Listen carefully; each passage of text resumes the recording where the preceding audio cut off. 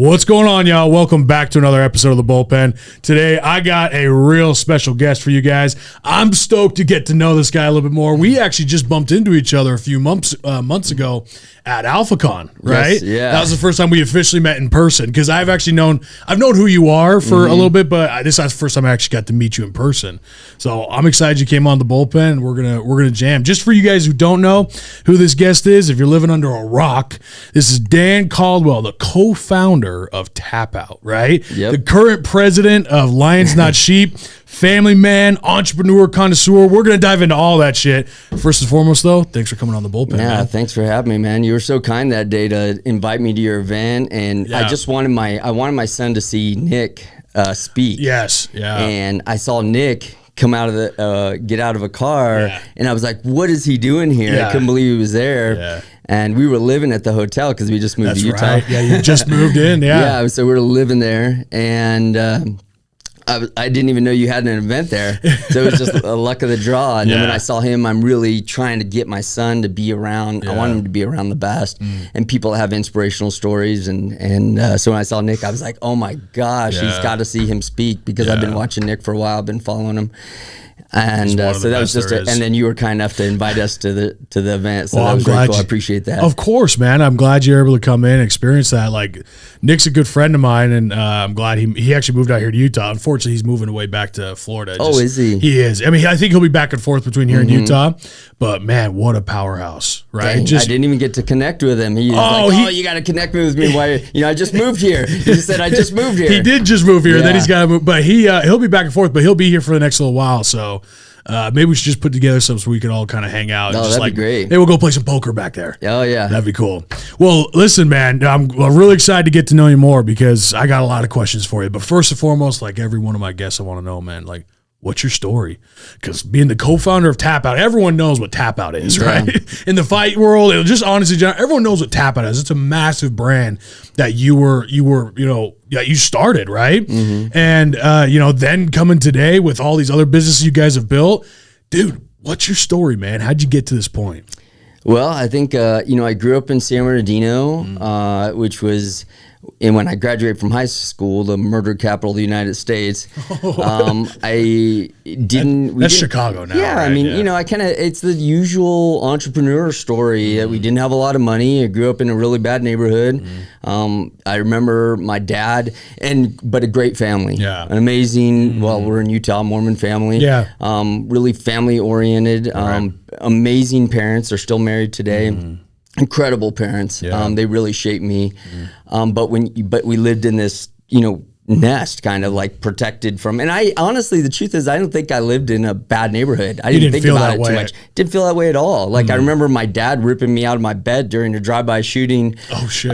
And I thought somebody was banging on the side of the wall with a hammer, because that's what it sounded like to me. I was and I'm asking my dad, what's going on? Like, why are they hitting our wall with it sounded like a hammer is what it sounded like to me. And I was probably, I don't know, maybe I was 12 or something like that. And he's laying on top of me, and these gunshots are going off, and it was like my mom had been mugged in front of our house, and we've been broken into. My dad, one of our cars got broken into. My dad chased the guy with a gun down the street. It's like we got in a shootout in front of our house. Me, my brother, my dad, with some guy trying to break into one of our other cars. Hold on, you actually got into a shootout with another guy in front of your house? What in the world? How old were you? But I was probably about 19 at that time. Wow. Yeah. But holy shit. that was the neighborhood we lived in. Yeah. But it was a weird situation when you live in those circumstances. You don't really think about that. I just felt like, that's how everybody lives. I didn't know any different. Yeah, you haven't seen anything else. I mean, the first time I had money and somebody took me to go to a nice restaurant, I'd never really been to. I mean, my nice restaurant was Sizzler.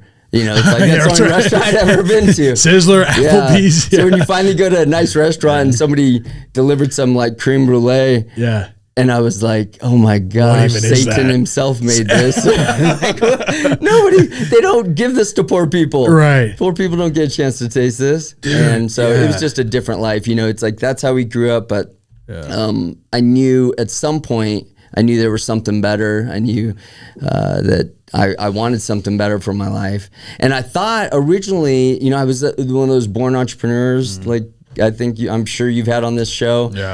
Small little circuses when I was little, trying to collect everybody's money. I did magic shows, selling Pop-Tarts at school. Trying to steal all my friends' money. Like in an entrepreneurial way. Yeah, right. And so I was always building that. I brought I sold candy at school and different things, I used to sell marbles at school, but just all that. And I always thought I was going to be an entrepreneur. And in high school, I lied about my address because I'd heard that my senior year that this neighboring school that not only had better looking girls, but also it was kind of like where all the rich kids went. Yeah. Because I went to San Gregorio, which was a really bad school at the time. Sounds like it. And I thought, oh man, my friend who was going to Redlands High School, he said, oh man, you got to come over here. All the girls are beautiful. And like everybody's got money over here. But the best part about was I heard they had a class where they taught, it was an entrepreneurial elective class. So you built your business, kind of in concept, and then wrote, and then at the end of the year, you had to turn this business plan. And I thought, what a great, I got to go, I want to be an entrepreneur.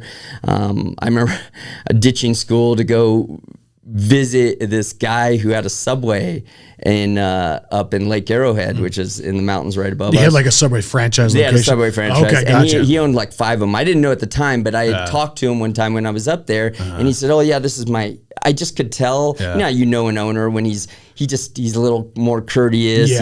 Make sure that you're happy, giving you the extra napkin. And so I just knew he was the owner. And I had asked him if I could come up and speak to him sometime. So one day I just ditched school to go up there and talk to him. And he was awesome. We sat down, we had lunch, he gave me a free sandwich, and we talked for about an hour. And he just told me all about the ins and outs of owning a business. But I realized that at that time that he wasn't, because my business plan was to open a snow cone shop. Nice. Because I thought there's, a lot of money. The overhead's low. And, you get to sell this, you make it for like pennies and you sell it for a lot of money. And I thought, this is going to make me a millionaire. Well, after talking to him, he said, I own 5 Subways and I'm still not really making money. I'm barely breaking even. Oh, and I thought, that kind of crushing. Yeah, that doesn't help. Yeah. But also, so while I'm in high school, there's also a class on law enforcement. And so I thought I'll, just trying to take electives that were exciting and something that interests me. I thought I would take that too. And it was taught by an ex-homicide detective, a female homicide detective, the first female homicide detective for San Bernardino County. Wow. And she was, the stories that she would tell in that class blew me away. Her chasing people, jumping out of the car, throwing a baton at the guy's head, and you're just like, I was like, what? People get to do this? Yeah. And so I joined the Explorers for the Sheriff's Department. And what's the Explorers? Is that like a Boy Scouts for? It is. Technically it's the Boy Scouts, but the crazy thing is, when the Explorer's there, at that time at least, you wore a uniform that looked just like the Sheriff's Department. You had a belt on that looked just like the Sheriff's Department. The only difference, and we had pepper spray and handcuffs and everything. The only difference was that we didn't have a gun, and we had this little rocker below the San Bernardino Sheriff's patch that said Explorer Unit or something like that. And so, could you write citations? Well, they would have you write citations while you're on patrol. So they're driving. You look like a secondary officer, kind of. Yeah. And so it was just this cool feeling, being 17 years old and you're riding with a deputy and you're in car chases. And, do they still do that? Oh, yeah, they still do. Yeah, I've never heard join this the before. Explorer program. Fascinating. And so I just thought it was the coolest thing. And I would go with these guys. I can remember my neighbor was the deputy sheriff, and so I would try to go out and ride with him. And he was like the action guy of the San Bernardino Sheriff's Department. He had the record for the most what they call 10851 pens, where it took 5 stolen cars to get this pen, and he had 60 of them or 100 of them or something. And so I'd go ride with him, and all he would do was he was just action. And he would see some guy, and he would go turn on his lights. Hey, let me talk to you for a second. And all of a sudden the guy would take off running. He'd be like, jump in the car and follow me. Yeah. And so I'd go jump in the driver's seat, and I'm 17 years old driving this police car. And he says, I remember him telling me, like, if something happens, like if you see me in a gunfight or this guy pulls a gun or he's coming after you, you pop the shotgun. And I was like, I'm 17 years old. This guy's going to tell me I get to pop the shotgun? Yeah. What? This is the best job ever. Yeah. So I decided to start saving my money so I could put myself into the police academy. So I became a police officer for like 7 years. Wow. And did that for a while. Yeah.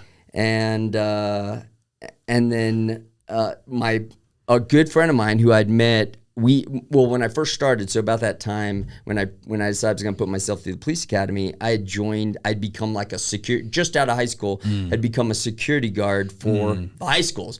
So I'm like just out of high school, and now I'm a security guard for the high schools. And because both my parents worked for the school district, so it was kind of like I was the youngest person ever to be hired at for this job. Yeah. And my guy who trained me, my partner, Charles Lewis, he became my best friend, and eventually we were the ones who started Tapout together. So, is he the one you started it with? So we both became police officers. He became a deputy sheriff. I became a police officer, and during that time, we kind of, it's like it's a love-hate relationship with law enforcement. Like you love the work, right? But it is like you think you're getting into this position because you want to. Be able to help people, and you want to kind of be in control of your own life, be able to do what you want to do. It's like if I want to go jump in the car and go start pulling over cars and being proactive, I can. If I want to just be reactive and take some reports, I can. But you're kind of left to your own, it's not like you're not being told what to do. You're not feeling like you're in an assembly line doing mindless work. Right. And so it felt like a really good job at first, but at some point there's so much politics in law enforcement. Yeah. And it the top, and I understand seeing kind of what they're going through too. They have a lot of pressure coming down on them, right? And they're pushing it down to the lowers, the deputies and police officers that are patrolling the streets, and it's really just not fun sometimes. Yeah. And you start to get like, wow, there's got to be something better than this. This is not what I got into this for. Yeah. I got into to really help people, and because I felt like being bullied, when I was younger, and being kind of the small kid, and not that you're out trying to. I wanted to really help people. Like I wasn't trying to be like that cop who just pulled people for. I felt it was hard for me sometimes when we had mandatory towing recommendations when somebody's license was suspended or something. I had to tow their car at that point, and I knew when I pulled that guy over, and he probably had a family, and I'm pulling him over, and now he's I can remember a situation where I had pulled this guy over and his license was suspended and I had to tow his car. Well, I knew he was probably never going to get his car out. It was a mandatory 30-day tow. So he's probably never going to get his car out of tow because it's going to cost him $600, and he didn't have the $600. He's probably going to lose his job now because he can't get to work. And it just kind of felt like, sometimes it's like, it's a fight with yourself. I'm like, how am I helping people when I'm this guy who's just trying to do his best and he's trying to go to work, and now I have to tow his car, and now he's probably going to lose his job, and he's probably not going to be able to get his car out of tow. And now am I starting this downward spiral in his life? I know he ultimately perpetrated that because he didn't fix his suspended license. Right. But I didn't know what were his circumstances when that happened. So it was just a hard thing to wrestle with. And I thought there's got to be something better for our lives. So when Charles came to me one day, he came to me and said, "Hey, I have this idea for this T-shirt company." And because in 1993, right after we got I think we might have still been in the academy. We watched the very first UFC.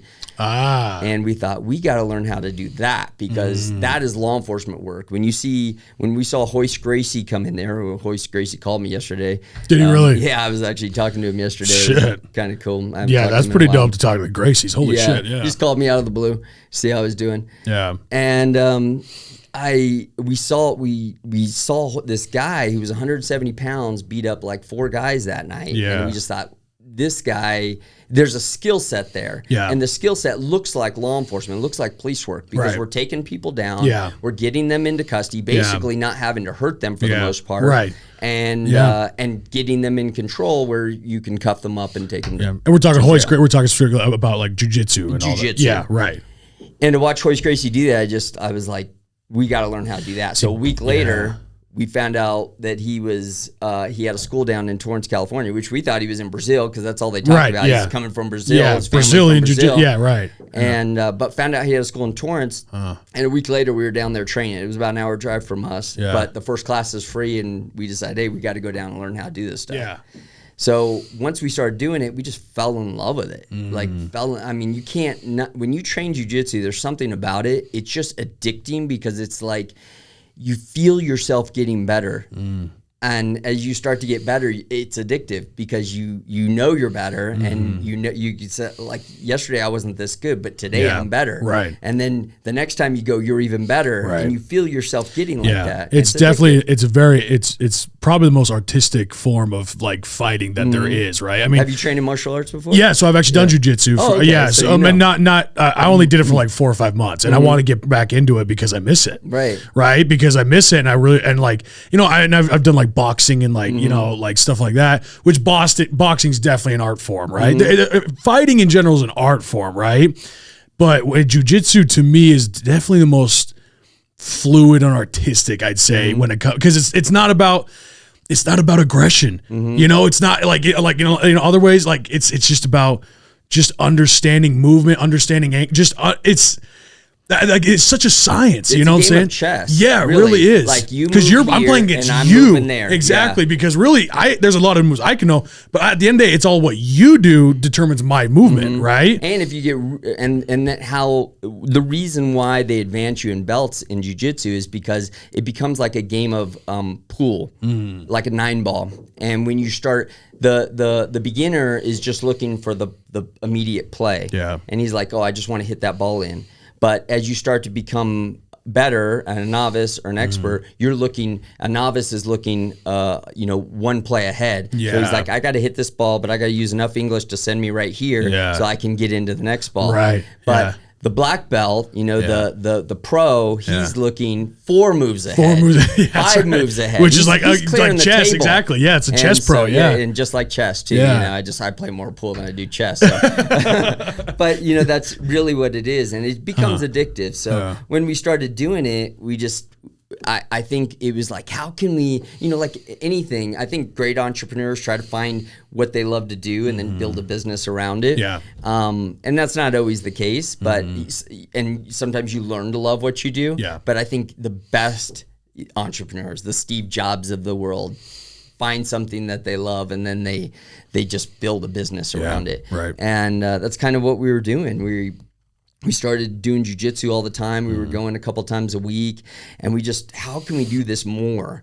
And when he came to me and said, hey, what do you think about starting a clothing company, like a t-shirt line? Yeah. That's all we knew at that time. And we weren't t-shirt printers or anything. I knew nothing. Even to this day, if you stuck me in a t-shirt shop and said, hey, go print some shirts, I wouldn't even know where to start. I kind of know the concept of it, but I'm not like a printer. I wouldn't call myself a t-shirt guy or a garment guy. Right.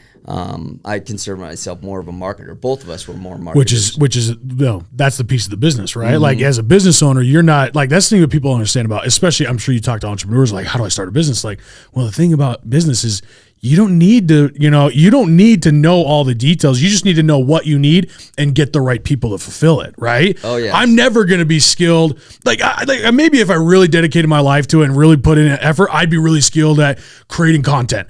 But honestly, I'm not. That's not my art. That's not what I'm good at. So I hire someone who's really, really good at. Shout out to Josh and Colby. Right? He was really, really good at, because that's what they're so good at, right? And so when you're talking about this, it's talking about, like the printing t-shirts. Well, that's an art form in of itself that it would take you a long time to really master that. But now in all reality, if you're running a business, you don't need to master that thing. You just need to understand, I need this and I need the right people, because business is a game of having the right people to be able to perform, right? That is absolutely the formula to why we succeeded. Yeah. Because it wasn't, and I think this, you start to learn it a little bit as a law enforcement officer that like I I was one of my SWAT team would always needed a uniformed officer for certain things when they do search warrants. So I was always kind of that uniform. I was young too. And I was kind of a new officer, but they knew I was aggressive and I was out there finding work and I was proactive. And so they would always take me as that uniformed officer.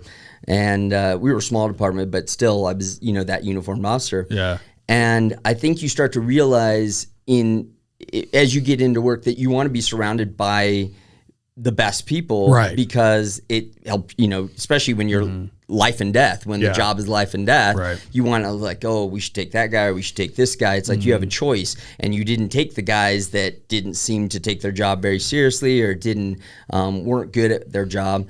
So you would go find the guys that, it's like if I was going to go I knew I was going to go try to find this guy who I had a warrant. And so if I'm going to go take a guy, I would go hit up one of the guys that I knew was at my level or better than me, so that we would go find this guy together. Because I knew my back would be covered. Right. So I think in the same way in business, but even more so, you learn that and you get better at that as that wisdom starts to kick in and you have life experience. And that's what we really started to do. We found, as we built the company, we found guys that were the best in their fields and brought them in. I don't think we would have succeeded if it wasn't for that. Right. Naturally. Oh. Perfect. Yeah. So so you start printing the t-shirts, right? And you start building the business, like kind of based around like, talk about a good time to do it at the starting of when UFC was, just coming out, right? Yeah. And by the way, at that time, like you said, they would have like fighters fight multiple fights per day, right? It's not just like one per 6 months. It was like like these tournaments almost of like you'd fight like 4 fights per day. So like that's crazy to think to do like 4 fights a day or whatever it was. That's insane. Because now it's so much different. It's just these big card events where they have fights every however many months or whatever. But so you come back to time. Okay, UFC is just coming out. You guys are starting to get into jiu-jitsu, starting to print t-shirts. Then what happens? How did Tapout become what it became? Yeah, so in 1997, that's when we started the company, kind of in concept. Really, we weren't even doing shirts at the time. We didn't. The internet was kind of just kicking off, and so the idea that we could print shirts and put them online was intriguing because that's what everybody was kind of talking about. Yeah. We didn't know much about the business. I didn't know anything about being online. Right. And it's kind of cool that we were able to go through all those moments, because I kind of consider us one of the first online clothing businesses. Yeah. Because at that time, nobody sold their clothing online. It just wasn't, people thought, how are we going to sell clothing online? People have to try it on. Right. Yeah. Sure. And most stores wouldn't let the company themselves, whoever it might be, sell online because they felt like it was going to cannibalize their sales. So they were like, oh, you can't, if you're in our store, you can't sell online. So like if you're in a big box store, whatever that might be, we're not going to allow you to sell online because now it's going to cannibalize our sales. So if it was Zoomies or Tilly's or whoever was big at the time, they would just basically put a moratorium on it. You're not allowed to do it. But because we started online, so we just started with a small website, and we couldn't even get tapout.com at the time because somebody else owned it. Oh, really? So we started with inyourface.com. We didn't know that was even important. So it was inyourface.com. It didn't even make any sense. Yeah, right. But that was just what we decided to call it. And we talked to this martial arts store, and we had them kind of be our place of commerce. So they were not only carrying it was like the first store we actually decided to put our clothes into, but we also had them operate as the person that would take the phone calls and send out the orders. Right. And it was a way for us to just concentrate on marketing. Yeah. And so in 1998, we started talking to different fighters, and because we were in kind of that early group of people that were training jiu-jitsu and mixed martial arts, as that started to evolve to mixed martial arts, we called it No Holds Barred at the time, NHB. Really? Yeah, nobody called it MMA. That was a name that came later. Interesting. I didn't know that. That was always MMA. Yeah. Huh. No, it was called NHB at the time. So everybody called it NHB, No Holds Barred. And that kind of, I don't know if that at this time came from Brazil. I was 3 years old, so. Jeez, you dated me. But it was, it was really cool to be in kind of, you know, it's 1901 for baseball, you know, or 1905 for baseball. It's like baseball is just emerging. That's how this sport felt. Yeah. And we didn't start in a time when it was booming. It was basically illegal everywhere. Like they couldn't throw UFC fights anywhere. Like they were trying to throw it, and they would, I can remember events like trying to go off, and then all of a sudden they would say, oh no, the event's canceled. They can't throw this UFC. Early on, I was arrested at a place just because we were trying to sell our clothes, and they had raided it for a fight. It was like a local club. Interesting. And so it was very early in the whole mixed martial arts thing. And this is pre-2001, before Zuffa, the billionaires, Lorenzo Fertitta and Frank Fertitta and Dana White came and purchased it. So was Dana White a billionaire before UFC? No. He was like a trainer. I mean, he's the That's guy. What I'm saying, he's self-made. He's totally self-made. Yeah, I mean, I was about to say like Dana. I thought like was just a hustler at the time, like almost doing like, I think it was like a bellhop or something like that at the time. Yeah. I mean, I don't know. I think when he was managing Tito Ortiz at the time, and he was like a boxing coach, but not like a big formal boxing coach, not like training people that were, you know, he was kind of training like up and comers and just trying to get side-in jobs and stuff. But he was a hustler. He was from Boston, just, you know, hardworking guy. Like you said, I think he was working at the front of a hotel or something. Yeah, it's like I think he said he was doing like a bellhop job or something like that. Yeah. So just a real hustler, and he just heard that the UFC, that Bob Merowitz, who owned it at the time, he was like an ex-TV executive or something, and we were working with him. So right out the gate, we were able to kind of get into, because the sport, I think it was the perfect storm, because if the UFC would have been big, it would have been impossible for us to get close to it. Right. But we right away in 1988 were able to start talking to the owners of the UFC, the people that were running the UFC, fighters who were fighting in the UFC, because we were training with some of those guys. You were right in there, yeah. Yeah, I mean, there were guys that we knew were going to be fighting next month in the UFC, and we knew there was a guy, Eddie Millis, who was running a training facility in California called Shark Tank, and he was working a lot with this guy, Monty Cox, who was managing all the big fighters at the time. Pat Miletich, Jeremy Horn, Tim Sylvia, just really good guy, Matt Hughes. All the guys that were kind of at that era were the top of the top, the kings. Yeah. And in mixed martial arts, and were really, you know, owned belts in different places. Yeah. And in his own event too, called Extreme Challenge. And we knew that some of them were going to be fighting in the UFC. So Eddie Mills connected us with Monty Cox, who was their manager. And in 1998, I believe November of 1998, we were in our very first UFC, where we were on Jeremy Horn. Is this still in your face? It is still in your face. In your face. Okay, got it. All right, this is early. We didn't get Tapout till like 2006 or 7. Oh, wow. Okay. Yeah, so it was a long period of just hustling early on and just flying all over the country. We would go to different events in Hawaii and Indiana and Arizona, just doing these little tiny events where we'd set up a table just like this. Yeah. Throw some shirts up there, some hats, booths, and just try to make enough money to get us through to the next month. And if we did. Now you're doing this full time. You're not doing anything in the police workforce. Well, so I was. Okay. So at some point, Charles, probably about 2000, Charles quit. He quit the department. They were coming down on him for some use of force. Yeah. He had put some guy on the wall who would like spit in his face and kind of tuned him up a little bit. And so he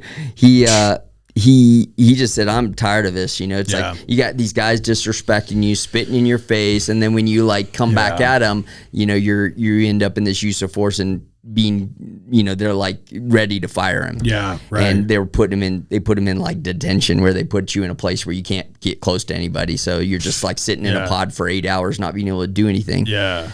And so he was just like, I'm done. Yeah. And he goes, I'm going in and turning my badge today. I said, Charles, are you sure? Like, you know, once you do this, there's no going back. Yeah. He's like, yeah, I think we can really make a run of this Tapout.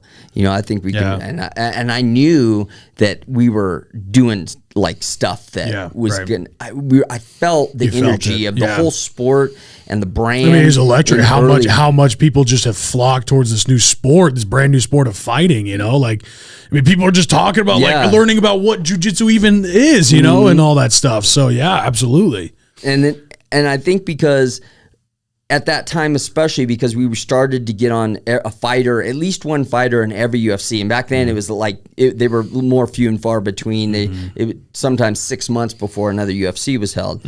So, but we always made sure, let's get on a fighter every single time. We have to, if there's going to be UFC, we have to find some way to get to some fighter. Right. And we created a couple good connections with people where we just kind of knew who was going to be fighting next in the UFC, and we would watch some tape on them or go to a show where they were going to be fighting at, and we'd watch them fight and be like, oh my gosh, this guy's incredible. Right. Guys like Eugene Jackson, who at that time was just knocking people out, and he was just a kind of a street fighter who had got into, who was also a wrestler and was a natural MMA guy at the time. Today, I don't know how well he would fare in this type of sport. Yeah. But at that time, this brawler who was relentless, who was a really good wrestler and training with really good wrestlers. Yeah. And just had like boxing hands. Yeah. He was killing people. Kind of like a Kimbo Slice. Yeah, exactly, but Kimbo. Even better. Yeah, just like at that time, just really good hands, relentless, and then also being an amazing wrestler. Like Kimbo, that's one thing that Kimbo had to learn. Yeah. And became pretty good at it ultimately. But at that time, to have guys like that where we could sponsor, and we were paying them hardly anything, but they were getting paid hardly anything to fight. Right. So they were fighting in the UFC for like $500. Yeah. Right. And then we were paying them $500 to fight in our clothes. So it was like they made $1,000. We were paying them as much as the UFC was at the time. And so for them, it was good for them. And it was good for us. And I think it was the perfect storm. Sometimes you find yourself in those perfect storms. It's not like you weren't helped by somebody. There's somebody up there watching over you maybe at the time, and you're just like trying to create something, and it's like you're just relentless and obsessed. We were relentless and obsessed at that time about creating something with this company. Yeah. And we felt like we were really onto something, because everywhere we'd go, somebody would like, oh, what is that Tapout? Is that UFC fighting stuff? And that whole tidal wave was creating itself, and we were just like holding on to it for dear life. Right. Damn. So, dude. So, what was the real when like Tapout really just blew up? Like when was the moment you felt that? Because sounds like it was years of flying, of setting up booths, and just the hustle, the grind, just trying to get the name out there. When do you think it really took off? Yeah, I mean, those whole early 2000s were a struggle. We were going to small events. Yeah, man. I mean, we're talking about like almost a 10-year period of time. Sounds like, because you're talking like 1998 and up to 2000. Like that's like a long time. I mean, just hustling. Well, I think those little wins when it was easy to see, and I think we all have that, and I'm sure you have that in your business. Yeah. When you all of a sudden getting on this fighter who's about to fight in the UFC. And you're like, oh my gosh, our stuff's gonna be on television right now, watched by, at that time it was like hundreds of thousands of people. Right. And they're gonna be wearing our stuff and come out in this big, huge Tapout shirt. I was just like, that was a win for us, and it keeps you going to those next moments. And so we just kept pushing for that. It was like, oh, we have a little win here. We used to call it throwing hand grenades. And that's why I actually put a hand grenade on my hand. Oh, really? Because it was just like, that was everything for us. It was like a little hand grenade here and a little hand grenade there. You're not going to, there's no way you're going to destroy, a whole enemy with one hand grenade. Right. But if you throw a hand grenade here and you throw it there and you throw it here, you eventually throw enough hand grenades, you're going to win. Yeah. You're going to win the war. And that's our thought. We were just like, well, let's keep being relentless. Let's keep finding ways to get in people's faces. And there wasn't the social media that you have today. If there was, we'd have been monsters on that. But it wasn't, we didn't have that. So it was like our outlet was being on these fighters who were representing the sport, because when you watch these guys were the lions of the sport, or of people, of the alphas, the alphas. Right. They were the guys who people wanted to be or wanted to be like. And so we felt like our marketing idea, the big idea was, if we're on these guys that people want to emulate or be like, or be, fashion their personalities. You were hitting influencer marketing before there was influencers. I don't know, maybe. being on those guys made sense because who wouldn't want to, I wanted to be those guys. So why wouldn't they want to be those guys? Yeah. And so even though we were training with them and it just felt like a really exciting moment in those early 2000s, we were still hand to mouth. You know, it was like we would make $2,000. I would divvy up, here's like $100 for you. By then in 2003, I quit my job. And so we were both jobless. Yeah. And we started to get tattoos. And these were kind of our burning the ships. Yeah. You know, it was like when we get tattoos, we had started to get tattoos before. But once you start to come down to your hands or neck, you know you're never going to get a job in law enforcement again. Really? And, oh yeah, at that time especially. Okay. Now people are a little more lenient when it comes to tattoos. I didn't know but that. At that time, you had a tattoo on your neck, you'll never be a cop again.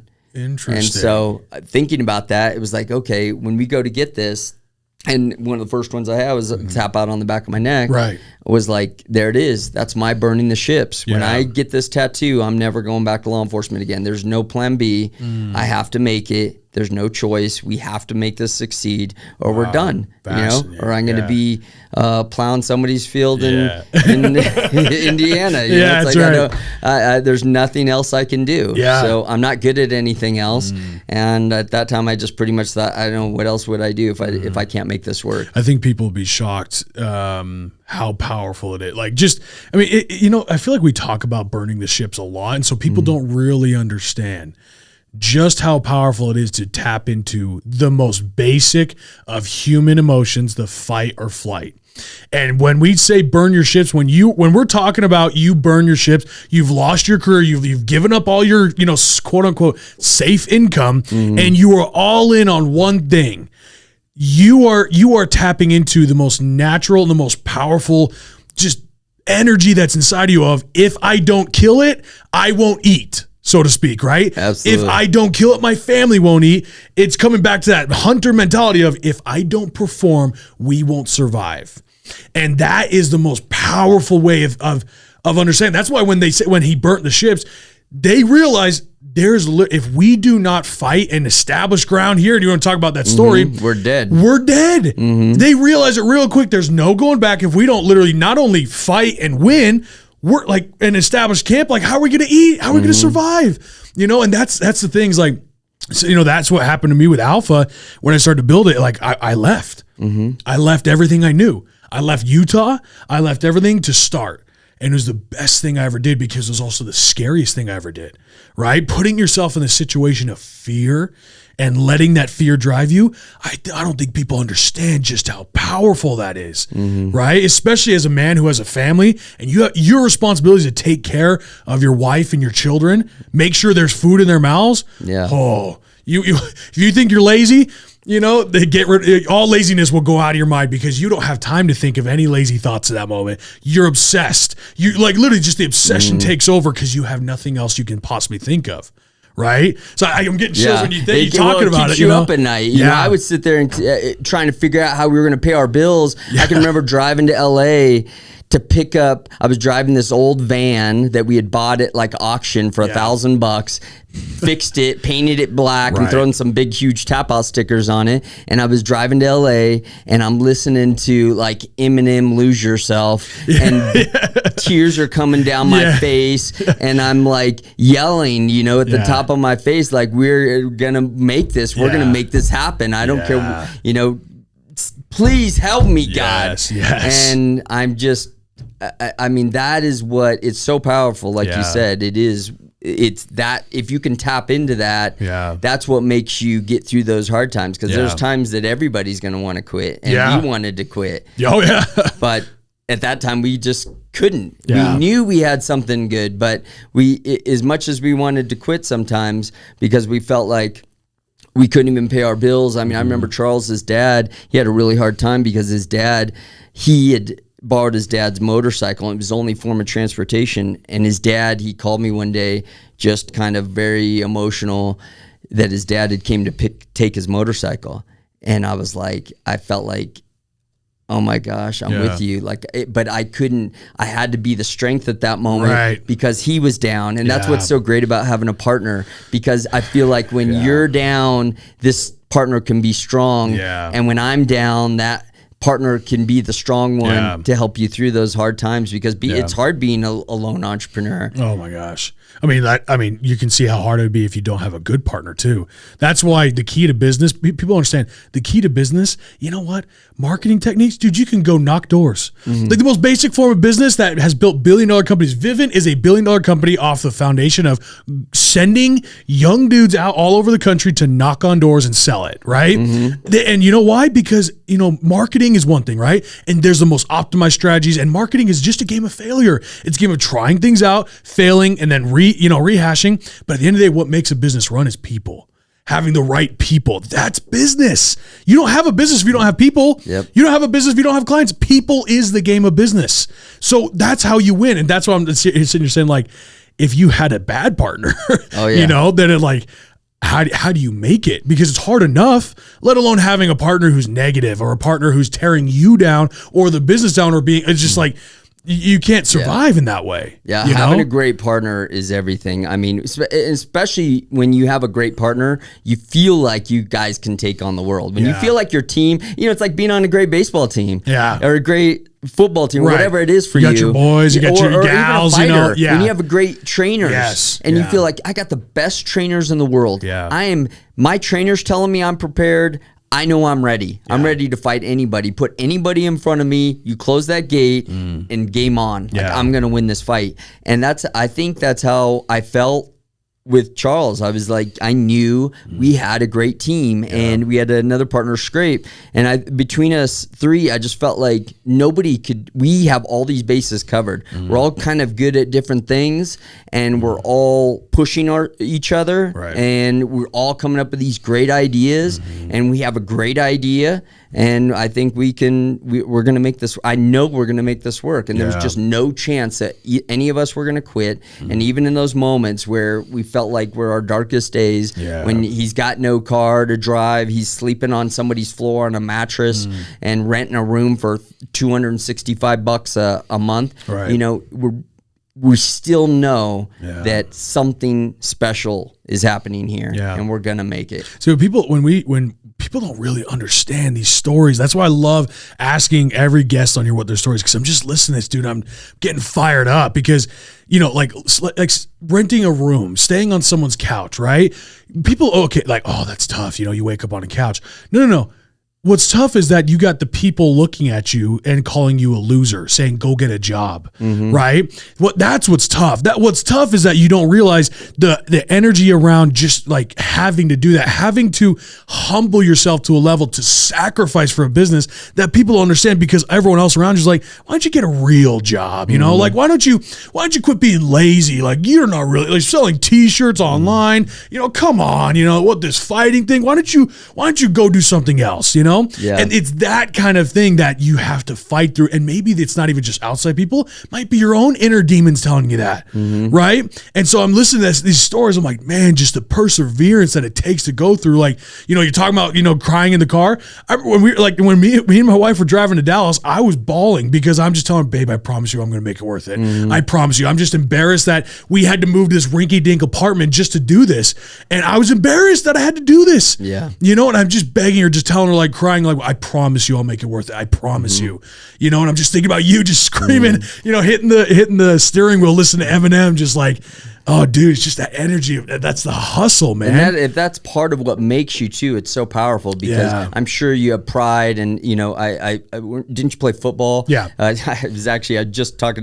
said your name out loud. I'm about to go to a podcast, and Jeremiah Evans, and the guy goes, hey, I went to school with Jeremiah. I was like, some guy from behind me. Oh, really? Yeah, he was like, oh, yeah. So, do you know his name? Football. No, I didn't know. Yeah, but I was just thinking, like, when you're prideful, and you have that in you, and you're like, and we all are. I think it's it's part of who we are as men, and or women can be that way too. It's like we're all prideful, and when you start to feel like pieces of that is being, taken away or challenged, at least, you're like, I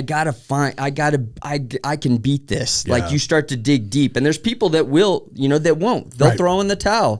But I think the best of us, and the reason why we're sitting here talking on a podcast, because the best of us decide there's no way. Yeah. There's no way I'm laying down. Right. There's no way that people are going to make me quit. Right. Whatever this is, I'm better than this, and I'm going to figure out a way. Yeah. And we just always do. Right. Dude, I love it, man. Let me ask you, let me reverse and ask you a question that I think is crucial to talk about is the police force. I'm not going to lie to you, man. I'm pretty nervous for our future because it is, you know, you're talking about political back then. It's more political now than ever. Police, you know, everyone in the police force, you know, and I respect their service. You know, I'm grateful for them. You know, the thin blue line that protects us. People they really don't see the evil that is in this world that you guys are facing on a daily basis, right? Yeah. Like literally just take it, like just protecting, you know, like the way of life, right? But then we attack them, right? We attack the police force, you know, saying, you know, like, you know, overly aggressive, you know, tactics, right? Or talking about, you know, or just going through these scenarios and just destroying, you know, what's there. And I'm nervous that not enough people will want to become police officers. Not enough people will want to take that job. Not enough people who will take that job are qualified for that job.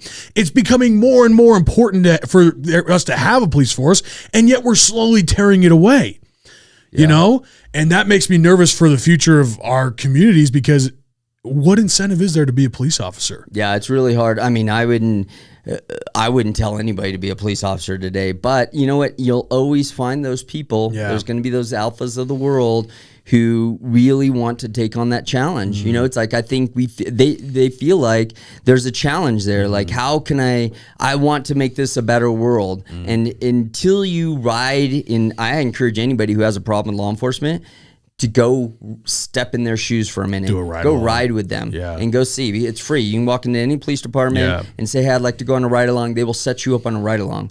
And you will see what these guys go through. There's not a police officer in the country, probably in the world, that couldn't write their own book because you don't even know what they go through. Right. I mean, you don't know what they see. Yeah. You don't know that the foot chases and the shootouts and bullets whizzing by their head. Every single police officer in this country has that story. Yeah. It's like you think, it probably just happens here, it happens there. If you see it on the news, it's happened 100 times that you haven't seen it on the news. Because the big ones get on the news. Only the big ones. Yeah. And sometimes the big ones don't even make it. There's so much going on. If you watch, you can go on YouTube and watch and see how many shootouts law enforcement get into. Right. And it's crazy I've had bullets whizzing by my head. I've been in chases and fights over guns and, you know, where you're literally wrestling over your own gun. Yeah. I mean, those moments, they stick with you. Yeah. And the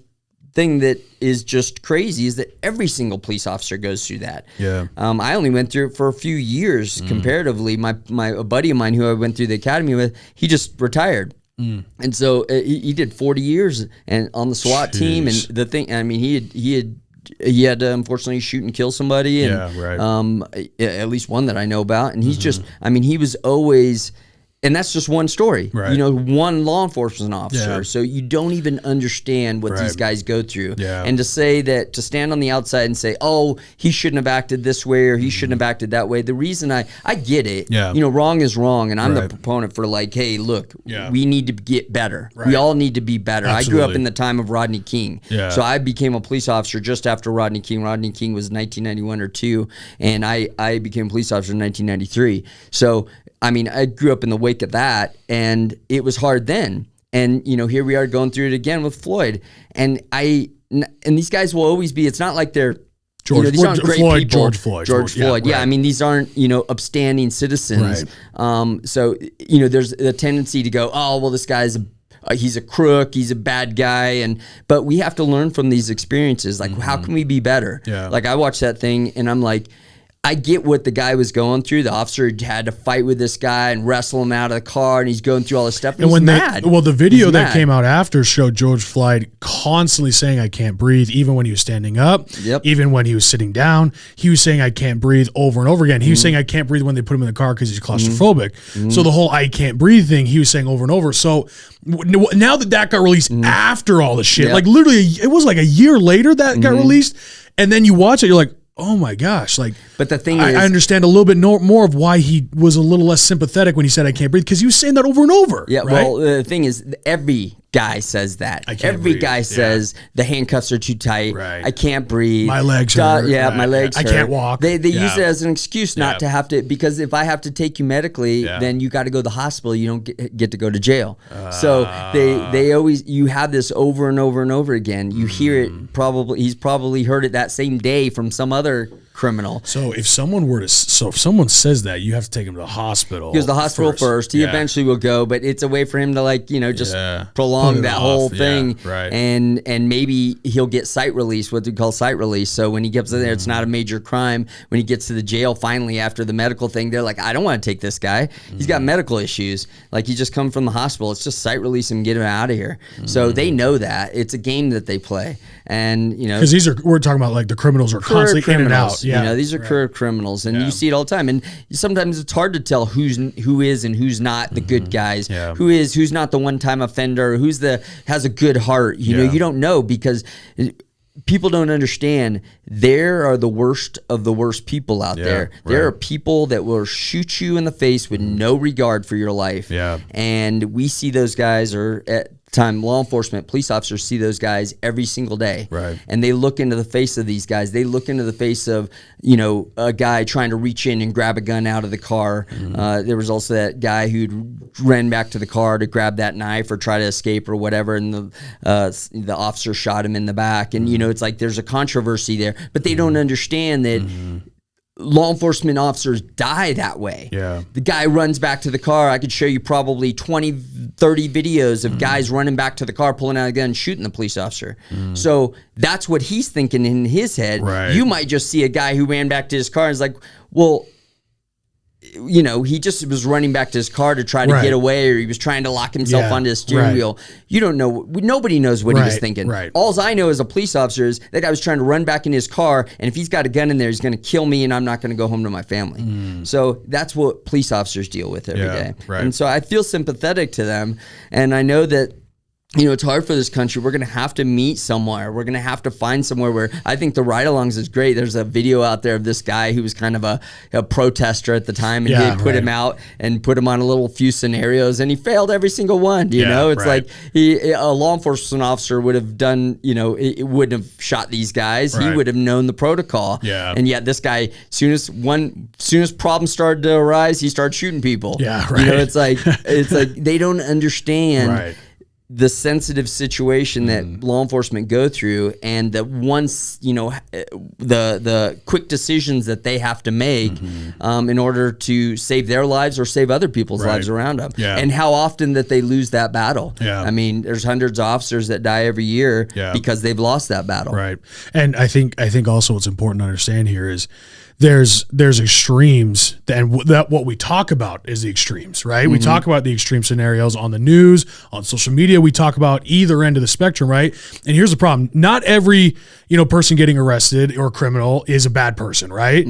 But there's also a lot more who are really bad people, right? So yes, there's a small sliver of people who are not bad people, right? They're just caught in a bad situation or whatever it is. So, and then I've talked to a lot of police officers. I'm curious to think your thought process on this, but like, when it comes to police officers, there are those police officers who are bad apples, who make the rest of them look bad. Yep. So there is extreme examples of that police officer is absolutely in the wrong, right? That is like, they just like, where they feel, almost empowered to take advantage of the situation because they wear a badge kind of thing, right? And I've talked to a lot of police officers who, look at them and say, you give us a bad name kind of thing, right?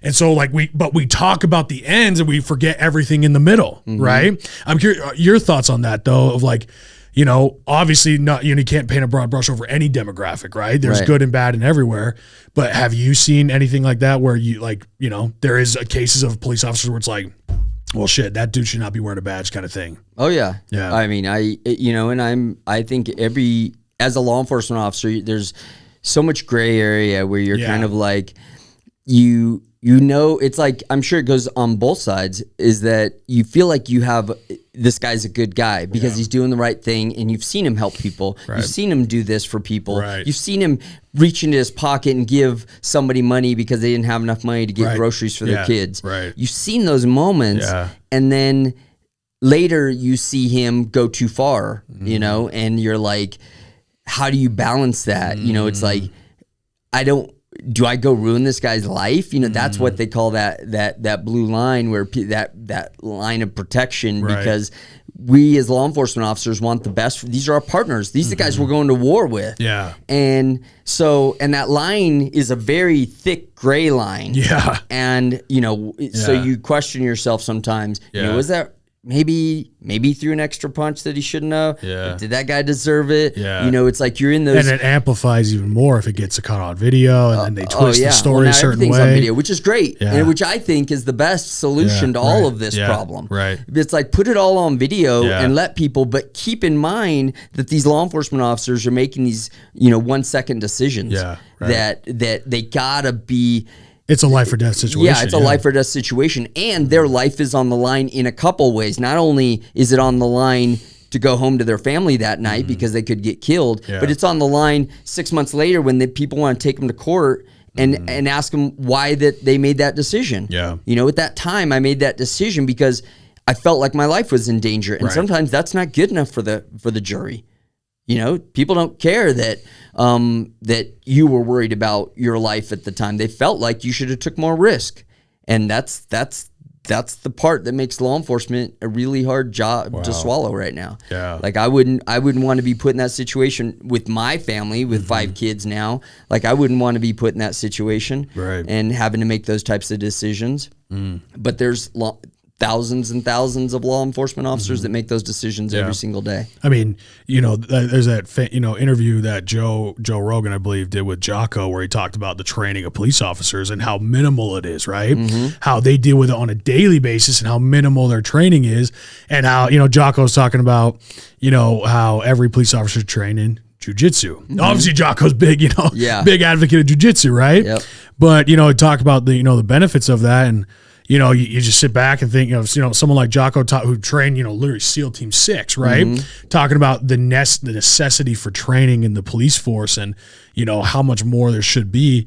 I don't know what the solution is for that, except need more money for training for, the police force or whatever it is. Just, stop spending money on, other bullshit and start training, spending money on, like our fucking governments, cities and all that, they're spending so much money on so much bullshit, putting more money into actual training that would actually, like keep the mind sharp, and like, even just how to handle situations physically, whether it's jujitsu or whatever it is, Yeah, they say law enforcement only have, we go to the academy for 6 months, and in California, it's probably one of the longest processes for 6 months. People go for, learn how to cut hair, cosmetology school, longer than that. And, it's like, and it's like we have to be better as law enforcement officers and do our own training, go above and beyond, and decide that. But the problem is that comes out of your guys' budget. I totally get that. And that's the problem is you guys, the pay is, not optimal, right? For sure, but your life is on the line. Yeah. And it matters.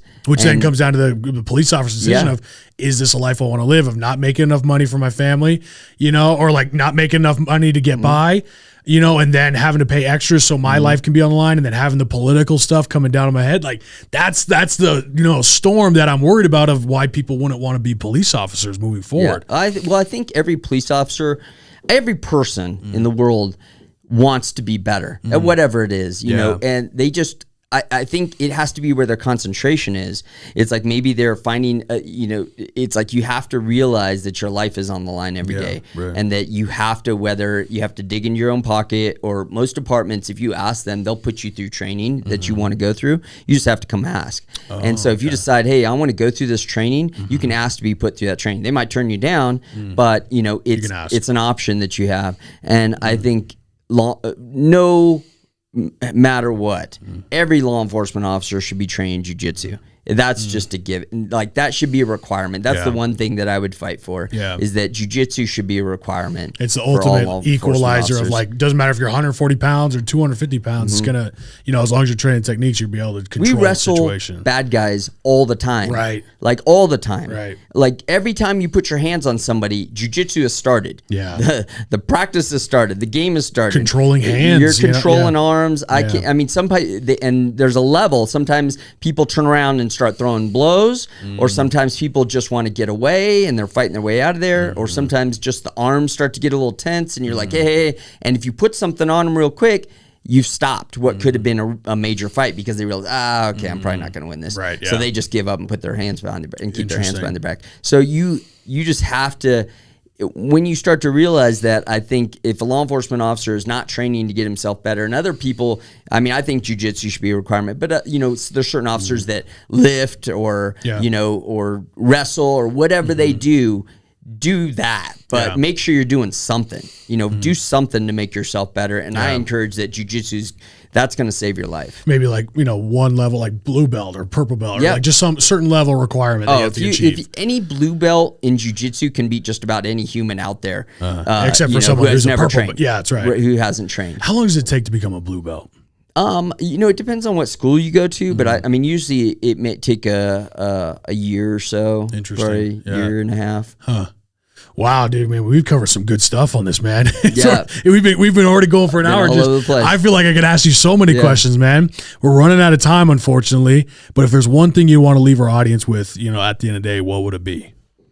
That's a loaded question, but yeah. I mean, I'll just go back to. I mean, there's so many things that we can tell people, but I think if people can just remember, if they have a dream or a goal or something that they want to do in life, and we're so many, the world wants to tell us right now, especially everybody, there's so much going on. There's cryptocurrency and there's this and there's that and NFTs and everybody's doing something, right?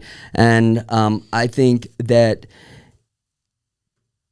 the world wants to tell you to diversify. And I think at this level, if you're just trying to find success, you need to double down on whatever your dream is.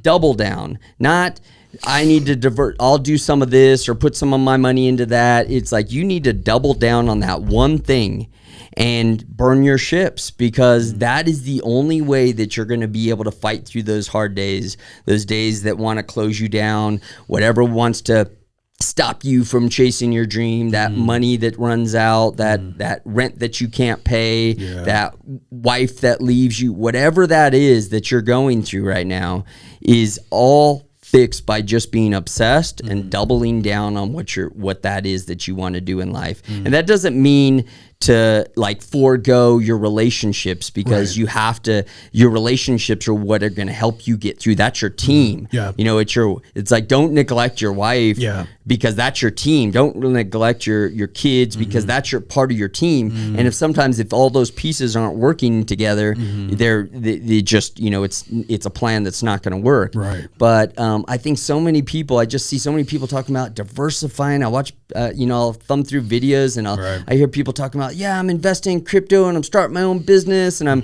I'm trying to start a website and I'm also doing my artwork. And I'm like, because if this don't work, that'll work. Yeah. It's like, I don't know who's telling them this, and it definitely not somebody who's had huge success, because anybody who's had huge success will know that you have to double down on your dream. If you don't, I don't think you'll have the fortitude when those hard times come to really break through that noise. It's just being an entrepreneur is kind of like, it's almost worse than being a cop in some ways. Yeah. It's like the world is constantly attacking you. Yeah. And it's constantly coming down on you. And I think Steve Jobs said, if you're not doing something you love, you'll find a reason to quit. Yeah. It's just because it's so easy to just say, okay, I'm done. Right. I can't take no more. But if you love it, and every day you get up thinking about it and you're obsessed about it and you dream about it and you eat about it and you sleep about it, it makes it so much easier to keep going. And I think that's the only way that we ultimately made it, because we were all obsessed. We couldn't wait to jump on the phone and talk about some new idea that we had. Yeah. And I think every entrepreneur should have that. And I think that's why what we're all chasing as entrepreneurs. We're all chasing that win, that little win that keeps you going to the next moment. Yeah. That's right. Damn, dude. We spit some fire on this one, man. Yeah, dude, it's a good time, brother. Yeah, thanks for coming on. I really appreciate you, man. Jeez, what a fucking story. Yeah. Man, there's so much more I know we could dive into. It's like every entrepreneur has a story, I think, that should be a book. Yeah. And whether you write it or not, have you written a book? I have, actually. It comes out at the end of this month. What? Yeah. Oh, that's awesome. Yeah. I'll have to pick that up. Yeah, I mean, that's a really hard challenge for entrepreneurs, Yeah. you know, to dive into their own stories and relive that. But it's like every entrepreneur, like every police officer, every person probably has a book in their life. But, you know, it's like, how much better can you make that? Yeah. Dude, I love that. That's why I asked what's your story, because, you know, like, if you don't know anything about my story, like, that's a question I love to ask people, because at the end of the day, what changed my life was my father, you know, telling me to change my story. And ultimately, you have to be the hero of your own story. You have to be. That's such a great line. Yeah, and that's what the book's coming out called Alpha Hero, because the message he taught me was, if you're not going to be great or be nothing, then you're a hypocrite. You know, I can't go on forever, but at the end of the day, your story is your story and yours alone. The only thing you own in this life, like, you know, the watches and Lambo, I love them all, right? You know, those cars, I love them all, right? Sure. But at the end of the day, they're rented, right? One day they'll wither away, right? One day this body will wither away. The only thing we truly own is this, you know, stamped moments in time that you own forever. You know, those experiences, your story is something that no one can ever take away from you. It's what made you who you are. It's what, you know, made you accomplish what you've accomplished. And that's why, you know, do this podcast. That's why I asked that question, because that's my favorite thing to talk about and just listen to is like the stories, you know, history, even just going, because I know we didn't even get to talk about your business with history. I'm obsessed with history and the stories of, you know, our founding fathers and people and what they've gone through. Alexander the Great, Marcus Aurelius, you know, amazing men and women who have changed the world. It's like, wow, their stories and what they went through and persevered through. You know, that's what, at the end of the day, is what we truly own, you know? Yeah, I feel like it's the only thing we're going to be able to take with us. Absolutely. At the end of the day, that's it. I mean, whatever that looks like for who, you know, people out there, it's like whatever that looks like for you.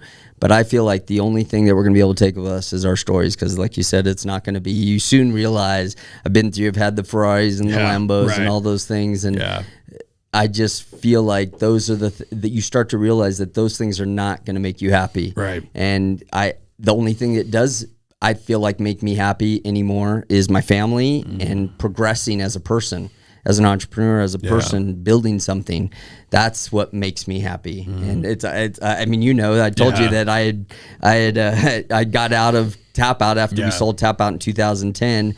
I was like, and I stayed on for another 5 years. I tried to go out and find happiness, and I had my family, and like all that stuff makes me happy. But there was a piece missing, and it was that building. It's like I need to build something. I need to create something. And maybe for women, kind of like the only thing I can liken that to is women having kids. You know, it's like there's like this thing that is inside of them that makes them want to have kids.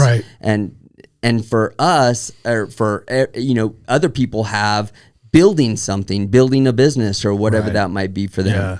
And so we all have that in us. I agree, man. Dude, thanks for coming on, man. I appreciate it. Thanks for having me, buddy. Everybody listen to this. Go follow this guy. And your Instagram is Tapout, not Tapout Podcast. I'm with Lions Not Sheep now. It's like, that's my new building. That's the new thing I'm having fun with. And you guys are crushing it over there. And follow Sean Whalen. Yeah, you and Sean crushing it. Sean's a killer, man. And I again, attaching myself to good people. And it's like, follow him. You don't have to follow me. I'm not as excited. Well, go follow this guy. There's a lot more stories, but go follow Lions Not Sheep. That's a project. We didn't even touch on that, you know. Lions Not Sheep. You're the president, Lions Not Sheep, and see the cool things you guys are doing there. Amazing things. Yeah, we'll link all this in the bio for you guys. But dude, at the end of the day, man, I can't tell you enough. Thank you for coming on. Thanks for Appreciate having you, me. brother.